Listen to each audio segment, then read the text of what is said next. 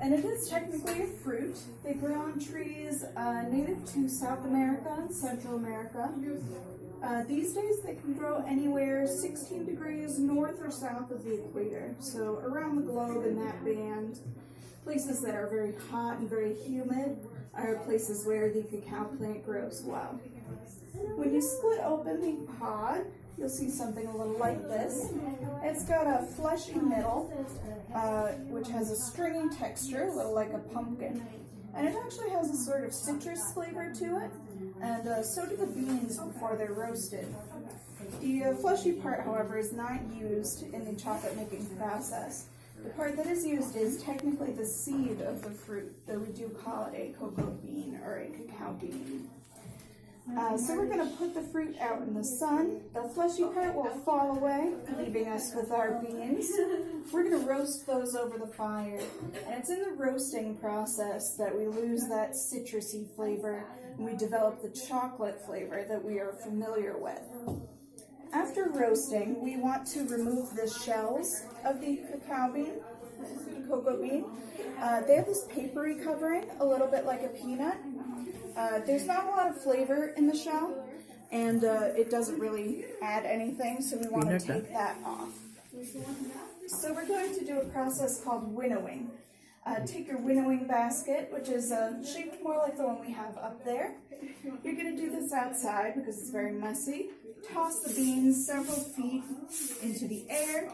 The wind helps carry the lighter shells away. Some of them also get stuck in the sides of the bumpy basket here, leaving you with your beans. This is what they look like without their shells. And after being roasted, they're very brittle, so sometimes they crumble in the winnowing process, which is perfectly all right. If not, they're easy to crumble by hand, leaving you with your cocoa nibs, as they're called. And this is what we're going to further grind up to make our chocolate product. Now, in the colonies, sugar was very expensive and furthermore highly taxed. So they were relying mainly on blends of spices to sweeten the bitterness of the chocolate. If you've ever had plain cocoa, plain baking chocolate, unsweetened cocoa powder, anything like that, you'll know it's quite bitter, not sweet at all. Bit of a rough thing to kind of swallow. So you're going to want something to sort of temper that. So we have here a blend of 8 spices. These were all in the drink that you sampled. We have vanilla, cinnamon, nutmeg, red chili, orange peel, aniseed, salt, and a natural food coloring called annatto. Most people haven't heard of it, but you probably have eaten it. It's still used in a lot of foods today. Anything that has a sort of orange coloring to it, you can see in the bottom of the tin, that's the color that it gives foods. For chocolate, it mainly turns it a sort of softer, lighter brown, as opposed to the black brown that you see in beans. So we can put our spices right on here as well. This tool we're using is called a metate. It is an Aztec tool. Because chocolate is, the cacao plant is native to Central and South America, peoples like the Aztecs, Olmecs, and Mayans were able to develop tools and processes of making chocolate earlier than anyone else. So this is one that they developed. It's placed over a heat source. They would have used a bed of hot coals. We have a hot plate. It's a little safer. We want to keep this house standing. It's been here about over 300 years. We want to keep it going strong. So I'm going to take the mono, also made of volcanic rock, and start grinding.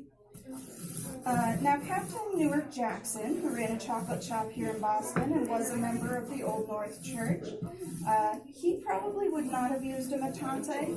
We don't have an abundance of volcanic rock here in Massachusetts. What we do have a lot of is granite, so most likely he used granite stones. Another thing you may notice is that this involves a lot of manpower, which is not always the best way to turn a profit.